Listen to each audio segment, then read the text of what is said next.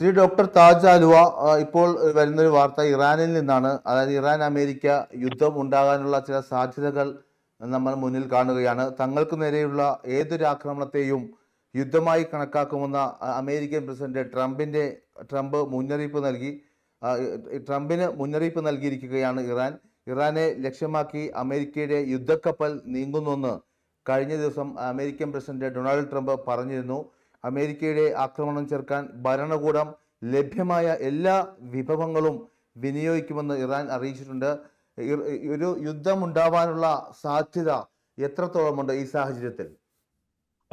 അമേരിക്കയും ഇറാനും തമ്മിലുള്ള അതോടൊപ്പം അമേരിക്കയും ഇസ്രായേലും കൂടെ ചേർന്ന് ഇറാനെതിരെയുള്ള ഒരു യുദ്ധ നീക്കം തുടങ്ങിയിട്ട് ഇപ്പോ വാസ്തവത്തിൽ ഈ കഴിഞ്ഞ ഡിസംബർ അവസാനം മുതൽ തന്നെ അതിനുള്ള നീക്കം നടക്കുന്നുണ്ട്. പ്രത്യേകിച്ച് ഇറാനിലെ സാമ്പത്തിക സ്ഥിതി രൂക്ഷമായതിനെ തുടർന്ന്, സാമ്പത്തിക പ്രതിസന്ധി രൂക്ഷമായതിനെ തുടർന്ന് ധാരാളം പ്രതിഷേധ പ്രകടനങ്ങൾ ഇറാനിലെ പല സ്ഥലങ്ങളിലായി ധാരാളം പ്രതിഷേധ പ്രകടനങ്ങൾ നടന്നിരുന്നു. ആ പ്രതിഷേധ പ്രകടനങ്ങളെ പിന്തുണക്കുന്നു എന്ന പേരിൽ ഇറാൻ പ്രത്യേകിച്ച് മൊസാദിന്റെ ചാരന്മാരെ, പ്രത്യേകിച്ച് നേരത്തെ തന്നെ നിലവിലുള്ള ചാരന്മാരെ ഇറാനിലേക്ക് അയക്കുകയും അവർ ഈ പ്രതിഷേധ പ്രകടനങ്ങൾക്കിടയിൽ കടന്നുകൂടി ധാരാളം കുഴപ്പങ്ങൾ ഉണ്ടാക്കുകയും ചെയ്തു. എന്നിട്ട് ട്രംപ് പറഞ്ഞു, ഈ പ്രതിഷേധക്കാരെ മരണശിക്ഷയ്ക്ക് വിധിച്ചാൽ അല്ലെങ്കിൽ തൂക്കിക്കൊല്ലാൻ മുതിർന്നാൽ ഞങ്ങൾ ഇടപെടും എന്ന് ട്രംപ് ഇറാന് മുന്നറിയിപ്പ് നൽകി. പക്ഷെ ഇറാനെ സംബന്ധിച്ചിടത്തോളം ഇതൊരു ശക്തമായ പരീക്ഷണമായിരുന്നു. ആ ഘട്ടത്തിൽ വലിയ പ്രതിസന്ധി തന്നെയായിരുന്നു. പക്ഷെ അവരുടെ ഇന്റലിജൻസ് നെറ്റ്വർക്ക് മുഖേന, അതുപോലെ തന്നെ പ്രത്യേകമായിട്ടുള്ള ഇറാൻ റവല്യൂഷണറി ഗാർഡ് പോലുള്ള സൈനിക വിഭാഗങ്ങളുടെ അതിശക്തമായ ഇടപെടലിലൂടെ ആ പ്രതിഷേധ പ്രകടനങ്ങളെ അടിച്ചൊതുക്കാൻ ഇറാന് കഴിഞ്ഞു. അതിന്റെ ഏറ്റവും പ്രധാനപ്പെട്ട കാരണം അമേരിക്കയും ഇറാനും ഇത്ര പരസ്യമായി രംഗത്ത് വന്നത് കൊണ്ട് തന്നെ ഈ പ്രതിഷേധ പ്രകടനങ്ങളിലുള്ള സാധാരണ ഇറാനിയൻ പൗരന്മാർ അതിൽ നിന്ന് പിന്മാറി. കാരണം അവർക്ക് മനസ്സിലായി ഇവിടെ ഒരു അന്താരാഷ്ട്ര ഗൂഢാലോചന ഇറാനെതിരെ നടക്കുന്നുണ്ട് എന്ന് അവർക്ക് മനസ്സിലായി. ആ പ്രതിഷേധ പ്രകടനങ്ങളുടെ ഒരു ചൂട് തണുത്ത ഉടനെ ഇറാൻ ചെയ്ത ആദ്യത്തെ നടപടി എന്ന് പറയുന്നത് ഇത്തരം ചാര നെറ്റ്വർക്കുകളെ തടയുകയാണ്, അവരെ നശിപ്പിക്കുകയാണ്, പൂർണ്ണമായിട്ടും ഇല്ലാതാക്കി എന്ന് പറയാം. എന്ന് പറഞ്ഞാൽ ഒരു നിരീക്ഷകൻ പറഞ്ഞതനുസരിച്ച് ഇനി അടുത്ത ഒരു 8-10 വർഷം വേണ്ടിവരും ഇസ്രായേലിന് വീണ്ടും ഇറാനിൽ ഇതേ രൂപത്തിലുള്ള ഒരു ചാര വലയത്തെ സൃഷ്ടിച്ചെടുക്കാൻ 8-10 വർഷം വേണ്ടിവരും. അത്രത്തോളം ഇറാൻ അത്തരം ചാരവലയങ്ങളെ നശിപ്പിച്ചു കളഞ്ഞു എന്ന് പ്രത്യേകിച്ച് മാധ്യമ നിരീക്ഷകർ കാണുന്നുണ്ട്. സ്വാഭാവികമായിട്ടും ഇനിയും അമേരിക്കയെ സംബന്ധിച്ചിടത്തോളം പ്രത്യേകിച്ച് ഒരു യുദ്ധം വേണം അമേരിക്കയുടെ ഇക്കോണമി നിലനിൽക്കാൻ. പ്രത്യേകിച്ച് ഇപ്പൊ നമ്മൾ കാണേണ്ടത് ഏറ്റവും പ്രധാനപ്പെട്ടത് അതാണ്. കാരണം അമേരിക്കൻ ഇക്കോണമി ആകെ തകർച്ചയിലാണ്. ഡോളർ വൻ തകർച്ച നേരിടുന്നു. നമുക്ക് കാണാൻ പറ്റും ഇപ്പൊ ഈ സ്വർണത്തിന്റെ വില ഇങ്ങനെ കൂടുന്നതിന്റെ അടിസ്ഥാനപരമായ ഒരു കാരണം ഡോളർ തകർച്ച നേരിടുന്നത് കൊണ്ടാണ്. എന്ന് മാത്രമല്ല, അമേരിക്കയുടെ അകത്ത് ഒരു സിവിൽ വാർ, ഒരു ആഭ്യന്തര യുദ്ധം പൊട്ടിപ്പുറപ്പെടാനുള്ള സാധ്യത വളരെ വലുതാണ്. കാരണം എമിഗ്രേഷൻ എതിരെ എന്ന പേരിൽ, അതുപോലെ തങ്ങളുടെ അതിർത്തികൾ സംരക്ഷിക്കാൻ എന്ന പേരിൽ ഐസ് എന്ന് പറയുന്ന ഇമിഗ്രേഷൻ ആൻഡ് കസ്റ്റംസ് എൻഫോഴ്സ്മെന്റ് സൈന്യത്തെ, അതിൽപ്പെട്ട ആളുകളെ, പോലീസുകാരെ, പ്രത്യേകിച്ച് അമേരിക്കയിലെ ഡെമോക്രാറ്റുകൾ ഭരിക്കുന്ന സ്റ്റേറ്റുകളിൽ, പ്രത്യേകിച്ചും മിനസോട്ട പോലെയുള്ള, കാലിഫോർണിയ പോലെയുള്ള സ്റ്റേറ്റുകളിൽ പ്രത്യേകിച്ചും അത്തരം ആളുകളെ വിന്യസിച്ചുകൊണ്ട് അതിശക്തമായിട്ട് ട്രംപ് ഈ ഇമിഗ്രേഷനെതിരെ പോരാട്ടം നടത്തുമ്പോൾ അതിനെതിരെ അവിടുത്തെ ജനങ്ങൾ രംഗത്ത് വന്നുകൊണ്ടിരിക്കുന്നു. അതുപോലെ ട്രംപിന്റെ താരിഫ് നയം കാരണം പല രാജ്യങ്ങൾക്കും അന്യായമായിട്ട് ഇറക്കുമതി ചുങ്കം ഏർപ്പെടുത്തിയതിന്റെ പേരിൽ അവിടുത്തെ ആഭ്യന്തര വില വർദ്ധിച്ചുകൊണ്ടിരിക്കുന്നു. കാരണം ഇപ്പൊ നമ്മൾ മനസ്സിലാക്കേണ്ടത്, ഒരു അമേരിക്ക താരിഫ് ഏർപ്പെടുത്തുമ്പോൾ, അവിടുത്തെ വസ്തുക്കൾക്ക് താരിഫ് ഏർപ്പെടുത്തുമ്പോൾ ആ താരിഫ് ഒരിക്കലും അതിന്റെ ഭാരം വഹിക്കുന്നത് അങ്ങോട്ടേക്ക് കയറ്റുമതി ചെയ്യുന്ന കമ്പനികളോ സ്ഥാപനങ്ങളോ രാജ്യങ്ങളോ അല്ല, മറിച്ച് അവരൊരു 10% മാത്രമേ വഹിക്കുന്നുള്ളൂ. ബാക്കി മുഴുവൻ, ഈ താരിഫിന്റെ 90% വഹിക്കേണ്ടി വരുന്നത് അവിടുത്തെ ജനങ്ങളാണ്, അമേരിക്കൻ പൗരന്മാരാണ്. സ്വാഭാവികമായും അതിന്റെ പേരിൽ അമേരിക്കയിൽ അഫോർഡബിലിറ്റി എന്ന് പറയുന്നത് ഒരു സ്വപ്നമായിട്ട് മാറുന്നു. ജനങ്ങൾക്ക് വിലക്കയറ്റം, നിത്യോപയോഗ സാധനങ്ങളുടെ വിലക്കയറ്റം വലിയ പ്രശ്നമായി മാറുന്നു. ഇതെല്ലാം അമേരിക്കൻ ആഭ്യന്തര രംഗത്ത് വലിയ സംഘർഷം സൃഷ്ടിച്ച ഒരു അവസ്ഥയാണ്.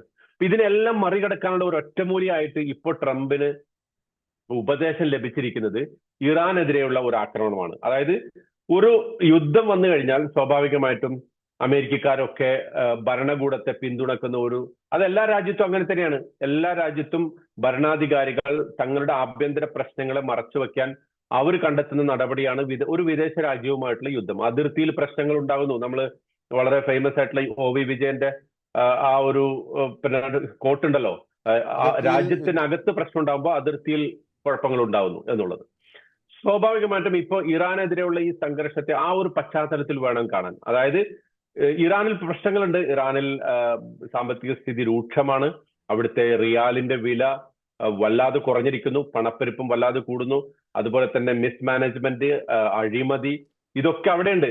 ജനങ്ങൾ അതിൽ നല്ലൊരു ശതമാനം ജനങ്ങൾ അതിലൊക്കെ പിന്നെ പ്രതിഷേധവുമായിട്ട് രംഗത്തുണ്ട്. പക്ഷേ ഈ ഒരു സംഗതിയെ തങ്ങളുടെ ആഭ്യന്തര പ്രശ്നങ്ങൾ ഒഴിവാക്കാനുള്ള അല്ലെങ്കിൽ അതിൽ നിന്ന് മറികടക്കാനുള്ള ഒരു വഴിയായിട്ട് അമേരിക്കൻ പ്രസിഡന്റ് സ്വീകരിച്ചിരിക്കുന്നു. ഇതൊരു ഭാഗത്ത്. രണ്ടാമതൊരു ഭാഗത്ത് ഇസ്രായേലിന്റെ ഭാഗത്ത് നിന്ന് അതിശക്തമായ സമ്മർദ്ദം അമേരിക്ക നേരിടുന്നുണ്ട്. കാരണം ഇസ്രായേലിനെ ഏറ്റവും ഭയപ്പെടുത്തുന്നത് ഇറാന്റെ മിസൈൽ കേപ്പബിലിറ്റിയാണ്. കാരണം കഴിഞ്ഞ 2025 ജൂണിൽ നടന്ന 12 ദിവസത്തെ യുദ്ധം ഇറാൻ എല്ലാ കണക്കൂട്ടലുകളും തെറ്റിച്ചുകൊണ്ട് ഇസ്രായേലിന് അതിശക്തമായ വൻ നാശനഷ്ടങ്ങൾ അവർക്ക് വരുത്തുകയുണ്ടായി. ഇത് അവസാനിപ്പിക്കണമെങ്കിൽ, ഇറാന്റെ ത്രെട്ട് അവസാനിപ്പിക്കണമെങ്കിൽ ഇറാന്റെ കയ്യിലുള്ള മിസൈൽ ശേഖരത്തെ നശിപ്പിക്കണം. ആ മിസൈൽ തൊടുത്തുവിടാനുള്ള ലോഞ്ചിങ് പാഡുകൾ നശിപ്പിക്കണം. ഇതൊക്കെ ഇസ്രായേലിന്റെ ഒരു പദ്ധതിയാണ്. ഈ പദ്ധതി നടപ്പാക്കാൻ വേണ്ടി ഇസ്രായേലിന് ഒറ്റയ്ക്ക് പോവുക സാധ്യമല്ല. അമേരിക്ക കൂടെ വേണം. അതുകൊണ്ട് തന്നെ കഴിഞ്ഞ ജൂണിന് ശേഷം 2025 ജൂണിന് ശേഷം ഏതാണ്ട് 10-20 തവണ ഇസ്രായേൽ പ്രധാനമന്ത്രി ഒന്നുകിൽ അമേരിക്കൻ പ്രസിഡന്റ് ട്രംപിനെ സന്ദർശിക്കുകയോ അല്ലെങ്കിൽ ഫോൺ വിളിക്കുകയോ ചെയ്തുകൊണ്ട് ഇറാനെതിരെയുള്ള ഒരു ആക്രമണം ഇപ്പൊ നടത്തണം എന്ന അർത്ഥത്തിൽ പറഞ്ഞുകൊണ്ടിരിക്കുന്നുണ്ട്. ഈ രണ്ട് സാഹചര്യങ്ങളിലാണ് ഇടയ്ക്കിടെ ട്രംപ് ഇങ്ങനെ പറയുന്നത്, ഞങ്ങൾ യുദ്ധം നടത്താൻ പോകുന്നു, ഇതാ ഇറാനെതിരെ ആക്രമണം ആസന്നമാണ് എന്നൊക്കെ പറയുന്നതിന്റെ അടിസ്ഥാനം അതാണ്. ഇപ്പോ സൗത്ത് ചൈന സീയിൽ ഉണ്ടായിരുന്ന USS ലിങ്കൺ എന്ന് പറയുന്ന കപ്പൽ, അതായത് തൈവാനെതിരെയുള്ള ചൈനയുടെ ആക്രമണത്തെ തടുക്കണം എന്ന പേരിൽ അവിടെ സ്റ്റേഷൻ ചെയ്തിരുന്ന അമേരിക്കൻ യുദ്ധക്കപ്പൽ ഇപ്പോ ഗൾഫ് ഓഫ് ഒമാൻ, അമേരിക്കയുടെ പ്രധാനപ്പെട്ട നാവികസേന കമാൻഡായിട്ട് സ്ഥിതി ചെയ്യുന്ന അവിടെയാണ്. ആ ഗൾഫ് ഓഫ് ഒമാനിലേക്ക് അത് നീങ്ങിക്കൊണ്ടിരിക്കുന്നു. ഏതാനും ദിവസങ്ങൾക്കുള്ളിൽ ധാരാളം യുദ്ധ സന്നാഹങ്ങൾ അവിടെ എത്തിച്ചേരും, ഉപകരണങ്ങൾ എത്തിച്ചേരും, വിമാനങ്ങൾ, ഫൈറ്റർ ജെറ്റുകൾ, അതുപോലെ തന്നെ ബോംബർ വിമാനങ്ങളും ഒക്കെ അവിടെ എത്തിച്ചേരും എന്ന ഒരു പിന്നെ പ്രതീതി സൃഷ്ടിച്ചുകൊണ്ട് യുദ്ധത്തിനുള്ള എല്ലാ ഒരുക്കങ്ങളും ഇപ്പോൾ ട്രംപ് പൂർത്തിയാക്കുകയാണ്. സ്വാഭാവികമായിട്ടും ഇറാൻ പറഞ്ഞു കഴിഞ്ഞു, തങ്ങൾക്കെതിരെ ഒരു ആക്രമണം ഉണ്ടായി കഴിഞ്ഞാൽ തങ്ങൾ ഏത് വിധേനയും തിരിച്ചടിക്കും എന്ന് ഇറാൻ പ്രഖ്യാപിച്ചു കഴിഞ്ഞു. ആ ഒരു പശ്ചാത്തലത്തിലാണ് നമ്മളിപ്പോൾ നിൽക്കുന്നത്. യുദ്ധം ഉണ്ടാകുമോ ഇല്ലയോ എന്ന് ചോദിച്ചു കഴിഞ്ഞാൽ അതിന് വരും ദിവസങ്ങളാണ് മറുപടി പറയേണ്ടത്. പക്ഷെ യുദ്ധത്തിന്റെ എല്ലാ ഒരുക്കങ്ങളും രണ്ടു കൂട്ടരും പൂർത്തിയാക്കി കഴിഞ്ഞു എന്ന് വേണം നമ്മളിപ്പോൾ മനസ്സിലാക്കാൻ. അഥവാ യുദ്ധമുണ്ടായാൽ, അതായത് അമേരിക്ക ഇറാനെതിരെ യുദ്ധമുണ്ടായാൽ ഇറാന്റെ തിരിച്ചടി എത്രത്തോളമായിരിക്കും? ഇറാനെ ആരെല്ലാം ഇറാന്റെ ഭാഗത്ത് നിലയുറപ്പിക്കും? ഇറാനെ ആരെല്ലാം പിന്തുണയ്ക്കാനാണ് സാധ്യത? ഇറാൻ പറഞ്ഞു കഴിഞ്ഞു അമേരിക്കയുടെ ബേസുകൾ, മിഡിൽ ഈസ്റ്റിലുള്ള എല്ലാ ബേസുകളും, അതുപോലെ തന്നെ അമേരിക്കൻ താല്പര്യങ്ങൾ, പ്രത്യേകിച്ച് നമുക്കറിയാം ധാരാളം അമേരിക്കൻ കമ്പനികൾ ഇവിടെയൊക്കെ ഇൻവെസ്റ്റ് ചെയ്തിട്ടുണ്ട്. ആ ഇൻട്രസ്റ്റുകൾ, അതുപോലെ തന്നെ അമേരിക്കയുമായിട്ട് ബന്ധമുള്ള എല്ലാ സ്ഥാപനങ്ങളും തങ്ങളുടെ ആക്രമണത്തിന്റെ പരിധിയിൽ വരും എന്ന് ഇറാൻ പറഞ്ഞു കഴിഞ്ഞിട്ടുണ്ട്. സ്വാഭാവികമായിട്ടും ഇപ്പൊ കഴിഞ്ഞ തവണ ആ പ്രതിഷേധ പ്രകടനങ്ങൾ ഉണ്ടായപ്പോൾ യുദ്ധം ഒഴിവാക്കുന്നതിന് കാരണമായത് ഇവിടുത്തെ രാജ്യങ്ങളുടെ സമ്മർദ്ദമായിരുന്നു. പല രാജ്യങ്ങളും, ഗൾഫ് രാജ്യങ്ങൾ പലതും അമേരിക്കയോട് പ്രസിഡന്റ് ട്രംപിനെതിരെ ധാരാളം ശക്തമായി സമ്മർദ്ദം ഉപയോഗിച്ചു. കാരണം അങ്ങനെ ഒരു യുദ്ധം ഉണ്ടായിക്കഴിഞ്ഞാൽ അത് ഈ രാജ്യങ്ങളുടെ ഒക്കെ താല്പര്യങ്ങളെ ബാധിക്കുന്ന ഒരു പ്രശ്നമാണ്. എന്ന് മാത്രമല്ല, ഇത് ഒരു യുദ്ധം ഉണ്ടാവുക എന്ന് നമ്മൾ പറയുമ്പോൾ സ്വാഭാവികമായിട്ടും അമേരിക്ക കൊണ്ടുവന്ന് കുറച്ച് ബോംബ് ഇറാനിൽ ഇടുക എന്നത് മാത്രമല്ല സംഭവിക്കുക. ഇപ്പൊ പ്രത്യേകിച്ച് ചൈനയും റഷ്യയും അതിശക്തമായി ഇറാന്റെ പിന്നിൽ നിലയുറപ്പിച്ചിട്ടുണ്ട്. ഇതിനു മുമ്പ് കഴിഞ്ഞ ജൂണിൽ നടന്ന യുദ്ധത്തിൽ ചൈനയോ റഷ്യയോ പ്രത്യക്ഷമായി ഇറാന്റെ പിന്തുണയ്ക്ക് എത്തിയിട്ടില്ലെങ്കിൽ ഇപ്പോ നമ്മൾക്ക് വരുന്ന വാർത്തകളെ വിശ്വസിക്കാമെങ്കിൽ ചൈന അതിശക്തമായിട്ടുള്ള സൈനിക ഉപകരണങ്ങൾ ഇറാന് വിതരണം ചെയ്ത് കഴിഞ്ഞു. ചൈനയുടെ പല ടെക്നോളജിയും പ്രത്യേകിച്ച് പിന്നെ മിസൈൽ വേദ ടെക്നോളജി, അതുപോലെ വിമാനങ്ങളെ വ്യോമഗതാഗതങ്ങളെ നിയന്ത്രിക്കുന്ന റഡാറുകൾ അടക്കമുള്ള ധാരാളം സപ്ലൈ ചൈന ഇറാന് നൽകിക്കഴിഞ്ഞു.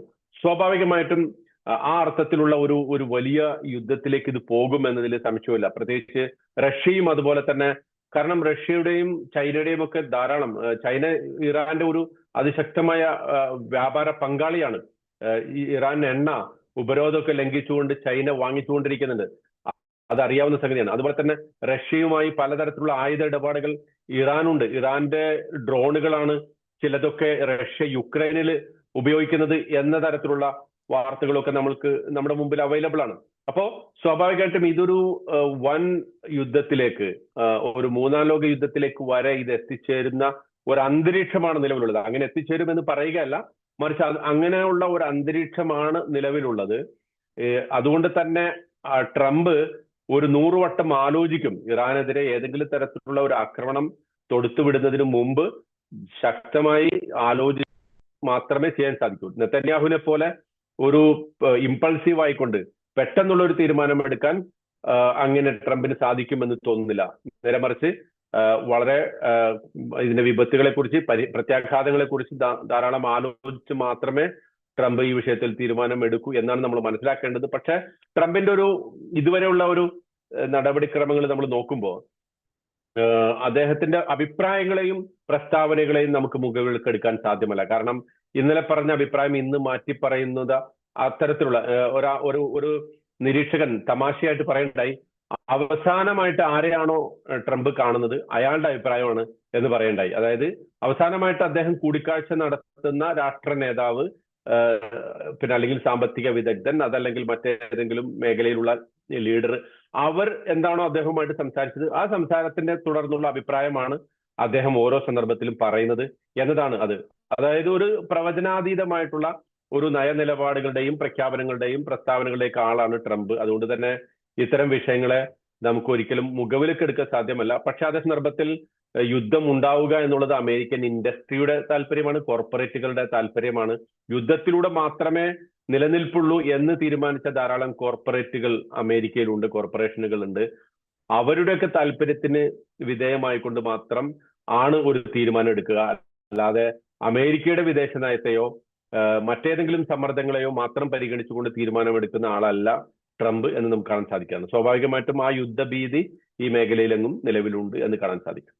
അവസാനമായി ഒരു ചോദ്യം കൂടി. യുദ്ധമുണ്ടായാൽ നേരത്തെ സൂചിപ്പിച്ചിരുന്നു റഷ്യ, ചൈന എന്നിവർ ഇറാനെ സംരക്ഷിക്കുവാൻ എത്തുമോ എന്ന കാര്യം. അത് ഒരു ലോക സമവാക്യങ്ങൾ തന്നെ ഈ മാറാൻ സാധ്യതയില്ലേ? മറ്റൊന്ന്, ഇസ്രായേലിനെ വീണ്ടും പ്രകോപിപ്പിച്ചാൽ, അത് ഡാവോസിൽ നിന്നുള്ള റിപ്പോർട്ടാണ്, ഇസ്രായേലിനെ വീണ്ടും പ്രകോപിപ്പിച്ചാൽ അതിശക്തമായി തിരിച്ചു നൽകുമെന്ന് ഇറാന് മുന്നറിയിപ്പ് നൽകി ഇസ്രായേലിന്റെ സാമ്പത്തിക മന്ത്രി നിർ ബർക്കത്ത്. ഗസയിലെ സമാധാന സേനയിൽ പാകിസ്ഥാന്റെ പങ്കാളിത്തം അദ്ദേഹം പൂർണ്ണമായും തള്ളിക്കളയുകയും ചെയ്തിരുന്നു. നമുക്ക് ഈ ഒരു വാർത്തയെ, ഈ ഒരു റിപ്പോർട്ടിനെ നമുക്ക് ഏത് തരത്തിൽ വിലയിരുത്താം? അതായത് ഇസ്രായേൽ, ഞാൻ നേരത്തെ സൂചിപ്പിച്ച പോലെ ഇസ്രായേലിന്റെ താല്പര്യമാണ് ഇറാനെ അടിക്കുക.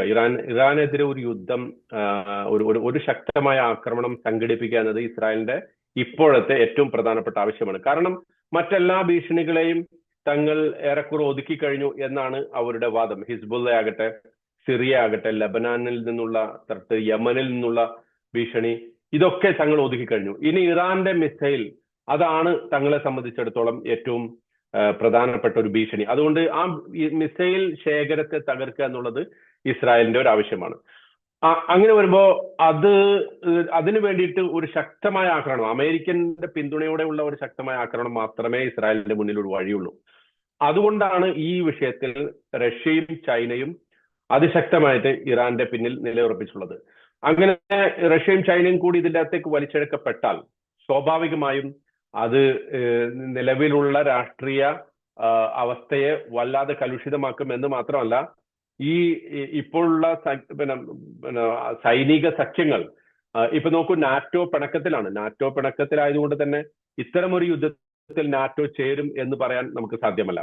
സ്വാഭാവികമായും അമേരിക്കയും ഇസ്രായേലും ഒരു പക്ഷത്തും ഇറാനും റഷ്യയും ചൈനയും മറുപക്ഷത്തുമായിട്ടുള്ള നേരിട്ടുള്ള ഒരു യുദ്ധ മുന്നണിക്കാണ് നമ്മൾ സാക്ഷ്യം വഹിക്കുക. ചൈനയും റഷ്യയും പ്രത്യക്ഷത്തിൽ ഇതിൽ ഇടപെടുമെന്ന് ചോദിച്ചാൽ അതിന് സാധ്യതയില്ല. പ്രത്യക്ഷത്തിൽ ചൈനയുടെ റഷ്യയുടെയോ വിമാനങ്ങളോ ഫൈറ്റർ ജെറ്റുകളോ ബോംബുകളോ ഡ്രോണുകളോ ഒന്നും ഇതിൽ പങ്കെടുക്കാൻ താല്പര്യമില്ല. പക്ഷെ ഓൾറെഡി നേരത്തെ തന്നെ ചൈനയുടെ സാങ്കേതിക വിദ്യ അത് ഇറാൻ എത്തിക്കഴിഞ്ഞു. റഷ്യയും പിന്നെ ബിഹൈൻഡ് ദ കർട്ടൻ, തിരശ്ശീലയ്ക്ക് പിന്നിൽ നിന്ന് ധാരാളമായിട്ട് സപ്പോർട്ട് ഇറാന് കൊടുക്കുന്നുണ്ട്. പിന്നെ രണ്ടാമത് പറഞ്ഞ ആ വിഷയം, അതായത് പാകിസ്ഥാന് ഇസ്രായേലിന്റെ ഗസ പീസ് ഓഫ് ബോർഡിൽ തങ്ങൾ പിന്നെ ഒരിക്കൽ നിങ്ങൾക്ക് പരിഗണിക്കില്ല എന്ന് പറയുന്നത്, അത് ഇപ്പോഴും അതായത് ഈ മൊത്തം പീസ് ബോർഡ് ഓഫ് പീസും അതുപോലെ തന്നെ ഗസ വെടിനിർത്തലും ഒക്കെ ഒരു പരിഹാസ്യമായ അവസ്ഥയിലൂടെയാണ് ഇപ്പൊ കടന്നുപോയിക്കൊണ്ടിരിക്കുന്നത്. അതായത് അതിന്റെ ഒന്നാം ഘട്ടം വിജയകരമായി പൂർത്തിയാക്കി എന്ന് പറയുമ്പോൾ തന്നെ 95% അതിൽ നിയമങ്ങൾ ഇസ്രായേൽ പാലിച്ചിട്ടില്ല.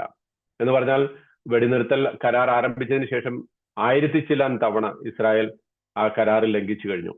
500-ൽ പരം ഫലസ്തീനികളെ ഇസ്രായേൽ കൊലപ്പെടുത്തി കഴിഞ്ഞു. സ്വാഭാവികമായിട്ടും രണ്ടാമത്തെ ഘട്ടത്തിലേക്ക് എത്തുമ്പോൾ ഗസയിലെ പീസ് ഓഫ് ബോർഡ് സ്ഥാപിക്കണം. പക്ഷേ ഈ പീസ് ഓഫ് ബോർഡിൽ ആരൊക്കെ വേണം ആരൊക്കെ വേണ്ട എന്നത് ഇപ്പോഴും തീരുമാനിച്ചു കഴിഞ്ഞിട്ടില്ല. കാരണം ഇസ്രായേലിന്റെ കടുംപിടുത്തമാണ്. ട്രംപിന് തീരുമാനം എടുക്കാൻ കഴിയുന്നില്ല. വലിയ വലിയ പ്രസ്താവനകൾ വരുന്നുണ്ട്, $1 ബില്യൺ തന്നാൽ അതിൽ ചേരാമെന്നൊക്കെ. പക്ഷെ ഒരു തീരുമാനം എടുക്കാൻ കഴിയുന്നില്ല. തുർക്കി പറ്റില്ല, ഖത്തർ പറ്റില്ല. പക്ഷെ ഖത്തർ സൈൻ ചെയ്ത് കഴിഞ്ഞു. ഖത്തർ പറ്റില്ല എന്ന് ഇസ്രായേൽ ഇപ്പോഴും വാശി പിടിക്കുന്നു. അമേരിക്കക്ക് പാകിസ്ഥാൻ പണം കൊടുത്തു കഴിഞ്ഞു, $1 ബില്യൺ കൊടുക്കാമെന്ന് സമ്മതിച്ചു കഴിഞ്ഞു. പക്ഷെ പാകിസ്ഥാന് ഈ പീസ് ഓഫ് ബോർഡിൽ ഉൾപ്പെടുത്താൻ പറ്റില്ല. ഇതാണ് ഇസ്രായേലിന്റെ വാദം. അപ്പോ സ്വാഭാവികമായിട്ടും ഇതൊക്കെ ഒരു പ്രഹസനം പോലെ ഇങ്ങനെ നടക്കുമെന്നല്ലാതെ അന്തിമമായി ഫലസ്തീനി പ്രശ്നത്തിന് ഒരു പരിഹാരം കാണാനോ ഒരു സമാധാനത്തിലേക്ക് എത്തിക്കാനോ ഈ ഒരു വിഷയം ഒരിക്കലും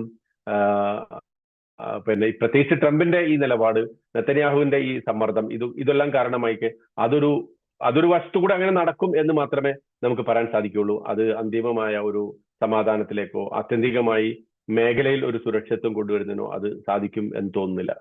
അവസാനമായി നമുക്ക് ഈ ചർച്ച അവസാനിപ്പിക്കാം. അതായത് അഥവാ ഇറാനെതിരെ അമേരിക്ക യുദ്ധത്തിലേക്ക് നീങ്ങിയാൽ പ്രത്യേകിച്ച് ഗൾഫ് രാജ്യങ്ങളുടെ നിലപാട് എന്തായിരിക്കും? പ്രത്യേകിച്ച് സൗദി അറേബ്യ, UAE, ഖത്തർ ഉൾപ്പെടെയുള്ള രാജ്യങ്ങൾ, അവരുടെ നിലപാട് എങ്ങനെയായിരിക്കും? ഒമാൻ ഉൾപ്പെടെയുള്ള മിഡിൽ ഈസ്റ്റ് മറ്റ് ഗൾഫ് രാജ്യങ്ങളുടെ നിലപാട് എന്തായിരിക്കും? അവർ ആരുടെ പക്ഷത്ത് നിലയുറപ്പിക്കാനാണ് സാധ്യത? ഗൾഫ് രാജ്യങ്ങളുടെ ഈ വിഷയത്തിലുള്ള നിലപാട് യുദ്ധം ഒഴിവാക്കുക എന്നുള്ളത് തന്നെയാണ്. അതായത് ഒരു യുദ്ധം ഒഴിവാക്കുക എന്നതിലാണ് അവർക്ക് മുൻഗണന. പ്രത്യേകിച്ച് നമുക്കറിയാം അവരുടെയൊക്കെ സാമ്പത്തിക അവസ്ഥയെ കാര്യമായി ബാധിക്കുന്ന ഒരു പ്രശ്നമായിരിക്കും ഇതൊരു യുദ്ധത്തിലേക്ക് നീങ്ങുക എന്ന് പറയുന്നത്. സ്വാഭാവികമായും അതുകൊണ്ട് തന്നെ ഏതെങ്കിലും ഒരു പക്ഷത്ത് നിൽക്കാതെ, ഇപ്പൊ നമുക്കറിയാം അമേരിക്കയോടൊപ്പം നിൽക്കുമ്പോൾ തന്നെ ഇറാനുമായിട്ട് അതിശക്തമായിട്ടുള്ള വ്യാപാര പങ്കാളിത്തമുള്ള രാജ്യമാണ് UAE. ഗൾഫ്, അതുപോലെ തന്നെ ഗൾഫിലെ എല്ലാ രാജ്യങ്ങളും, സൗദി അറേബ്യ ഈ അടുത്ത് വളരെ ശക്തമായിട്ട് ഇറാനുമായിട്ടുള്ള ബന്ധങ്ങൾ ശക്തമാക്കിയിട്ടുണ്ട്. ഖത്തറിന് അതിശക്തമായിട്ടുള്ള ബന്ധം ഇറാനുമായിട്ടുണ്ട്. അതേസമയം ഇവരൊക്കെ ഈ രാജ്യങ്ങളൊക്കെ തന്നെ US-ഉമായിട്ടും അമേരിക്കയുമായിട്ടും അതിശക്തമായിട്ടുള്ള ബന്ധമാണുള്ളത്. അതുകൊണ്ട് തന്നെ ഒരു യുദ്ധം ഉണ്ടാവുന്നതിലേക്ക് നയിക്കുക എന്നത് ഇവരുടെയൊക്കെ സാമ്പത്തിക വ്യവസ്ഥയെ കാര്യമായി ബാധിക്കും എന്നതുകൊണ്ട് തന്നെ യുദ്ധം ഒഴിവാക്കാനുള്ള നിലപാടുകളാണ് ഇവർ സ്വീകരിക്കുക.